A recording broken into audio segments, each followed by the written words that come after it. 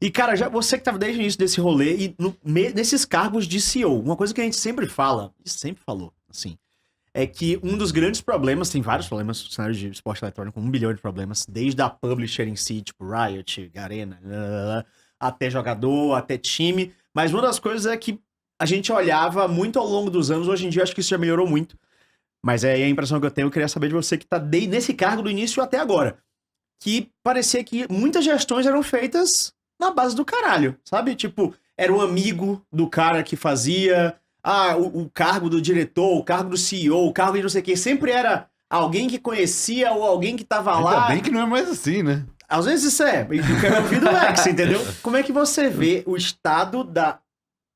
Qual é que eu posso chamar isso? Dos cartolas? Você sabe quando... De antigamente e hoje.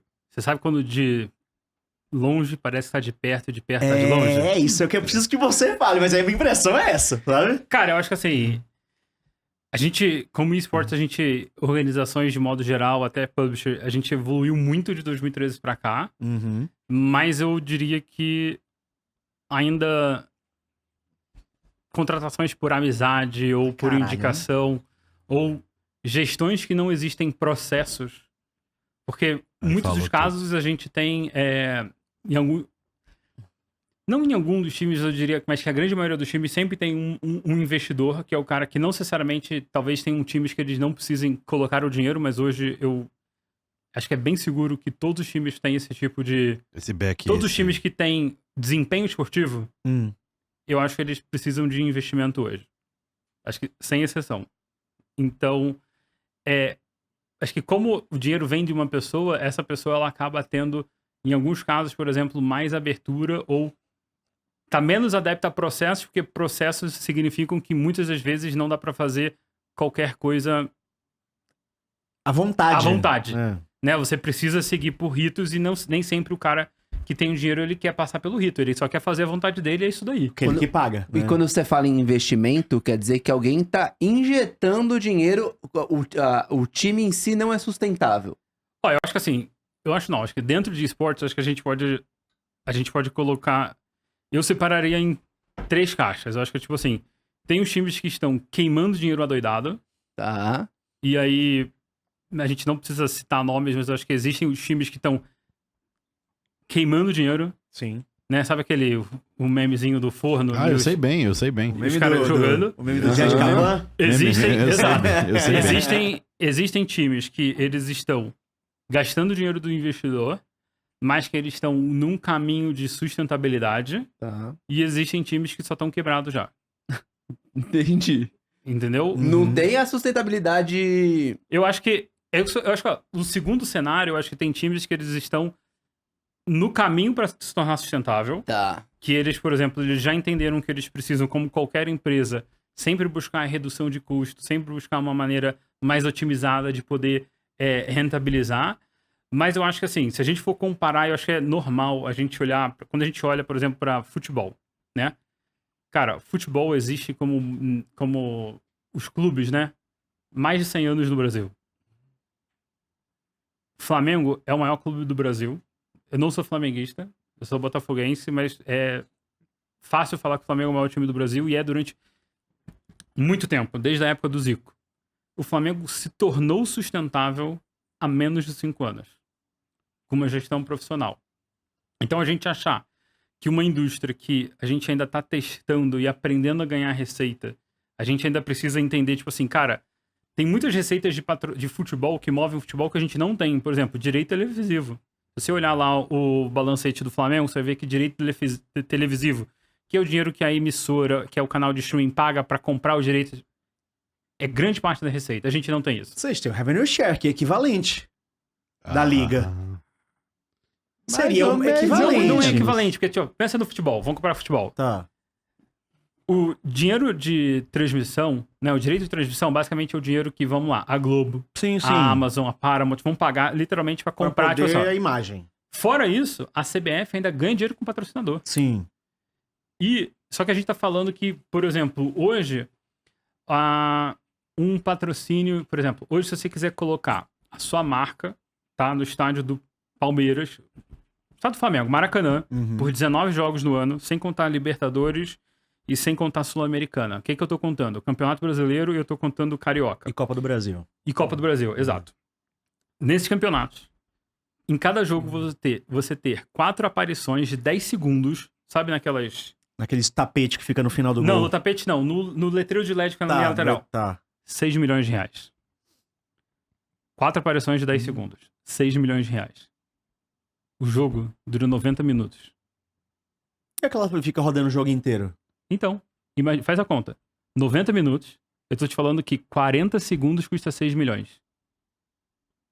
Mas é um dinheiro legal, hein? Opa, que delícia. E aí, a gente tem, por exemplo, esse dinheiro a gente não tem. Esse letreiro, o cara limpa com vontade, né? Tá Exato. brilhante. Aí a gente tem, por exemplo, tiqueteira. Experiência de estádio. Não temos isso dentro de esporte eletrônico. É. Então, dentro de esporte eletrônico, a gente tá aprendendo. Eu acho que assim, a gente precisa entender, e dentro da Cade a gente entendeu que, cara, patrocínio é algo muito relevante, mas a gente precisa diversificar as receitas para que a gente consiga tornar a operação sustentável. Por quê? Patrocínio é uma linha de receita que ela é muito volátil, Sim. não só para como o mercado tá, mas ela é muito mais volátil sobre como a economia do modo geral tá. Sim. Então, por exemplo, hoje a gente tem um cenário de guerra entre Rússia e Ucrânia, a gente tem, por exemplo, iminência de mais um conflito armado dentro do Oriente. Sim. A gente saiu de pandemia, onde a gente teve um caos de rede de distribuição mercado. de logística. E durante a pandemia, a gente teve um navio que encalhou no canal de Suez e ele parou durante um mês a transação Sim. de qualquer navio entre Ásia e Europa. Eles pararam? Não, mas eles tiveram que dar a volta na África, isso colocando o custo muito acima. Fora o negócio da crise dos supercondutores também, né? Exato. Que tá- E aí o que acontece? Tudo isso, se você não tem produto para vender, o produto fica mais caro. Se você não tem produto, o varejo não vende. Se o varejo não vende, você já elimina o varejo como patrocinador. Mas se o varejo não está vendendo, todas as marcas que dependem do varejo para ter dinheiro, elas também diminuem a verba delas. Então a gente tem pontos, e aí a gente tem, por exemplo, mudança de governo. Como é que o mercado entende que o governo vai se comportar? A gente atrai investimento para o Brasil, a gente vai ter uma retração da economia, a gente vai ter um maior poder de compra, menor poder de compra. Então, depender de patrocínio significa que você está suscetível a tudo isso. Sim, sim. E eu acho que são muito poucas pessoas que pensam nisso dessa maneira. Até porque também o valor dos patrocínios pro esporte eletrônico, eles não sustentam o time.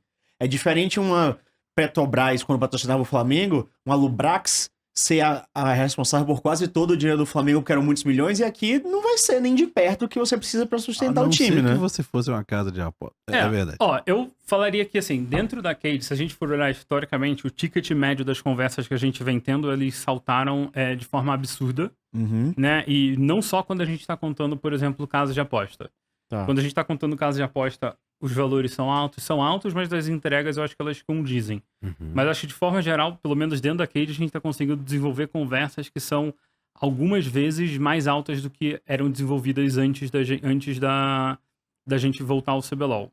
100% ligado ao CBLOL, acho que não. Tem muito sobre a estratégia comercial, tem muito sobre como o jeito de vender, tem muito mais sobre a nova gestão.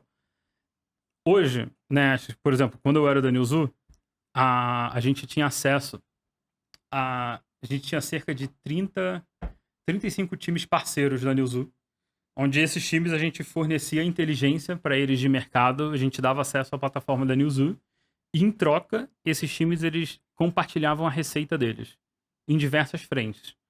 Então, por exemplo, a gente tinha vários times, que aí eu prefiro não citar, ao longo do mundo inteiro, Claro. inclusive no Brasil, que compartilhavam a receita comigo dentro da Você tá Newzoo. falando de futebol. Não. De esportes. esportes. Ah, tá. Esportes. A gente tá falando de todos os times, todos os grandes times do mundo eram parceiros da Newzoo. Pensa, todos os times que você pensar que eram grandes, eram parceiros da Newzoo. Em troca, essa informação é confidencial, né? Então por isso que eu não posso nem falar Claro. o nome deles, mas em troca a gente dava uma inteligência para eles poderem conversar com o investidor, para eles poderem dados e tudo mais. E aí saía, por exemplo, o estudo da Newzoo. Cara, se eu não me engano, na Newzoo era cerca de... A gente previa que entre... É que eu não vou lembrar exatamente o dado e, tipo assim, dados é uma coisa que se a gente não falar da forma certa, as pessoas entendem errados. Sim. Mas eu diria que entre 70% a 85% das receitas de esportes eram provenientes de patrocínio. E aí, Fato. o resto, a gente tem muitas outras coisas. A gente tem merchandising. A gente tem o que você falou aqui, por exemplo, o revenue share.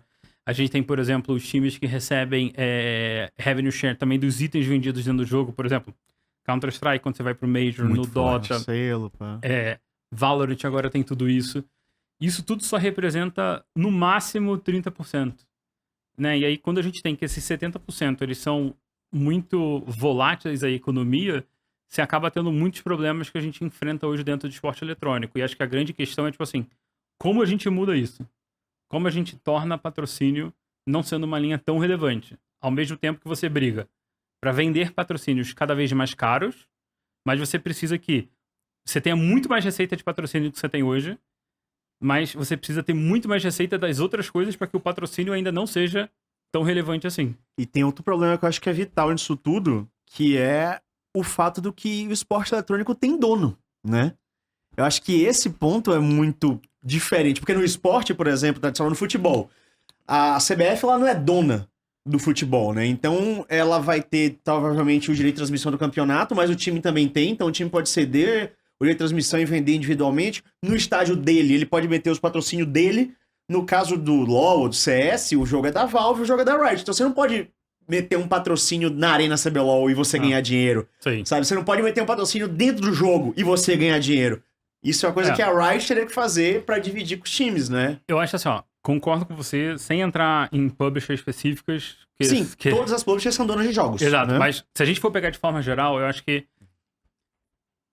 pelo menos na minha primeira passagem de esportes, e aí eu tô falando até 2018, eu acho que as publishers, elas tinham um comportamento muito mais agressivo em relação aos times, onde, cara, a gente é o dono da bola, a gente é dono do campo, ou você joga nosso jogo ou não joga. Entendi.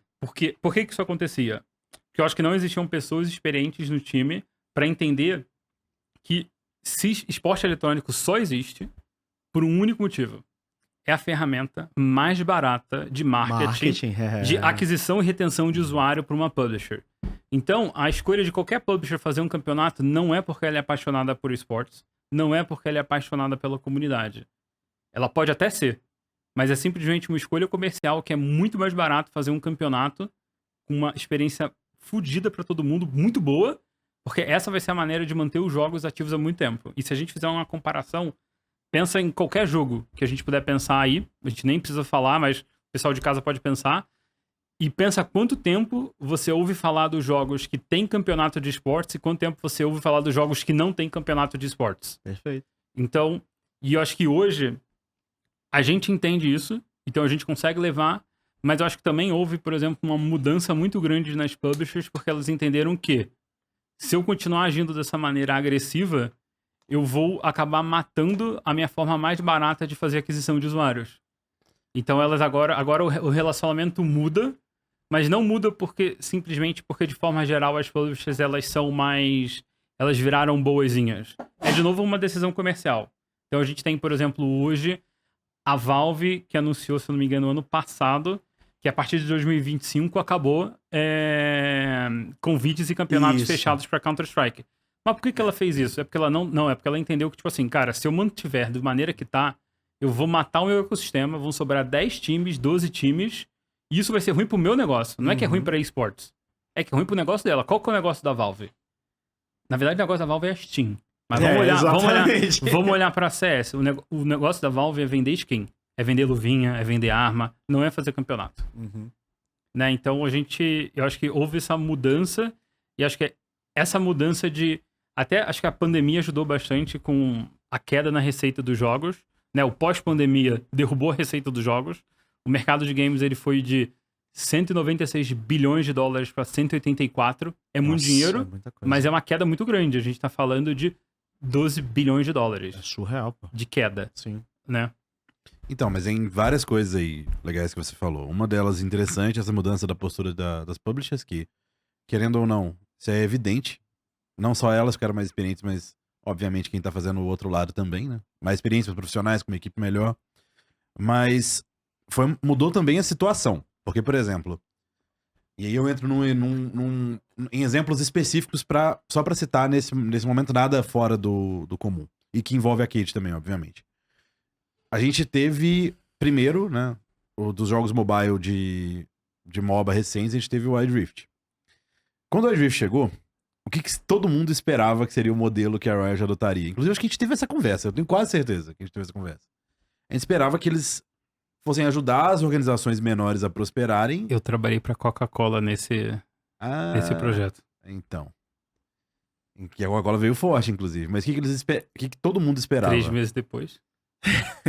Só que aí depois a Coca-Cola foi pro CBLOL, né? Não é que a Coca-Cola foi pro Foi CBLOL. transição. É que só não existia mais onde ela tava. Foi uma compensação, basicamente, né?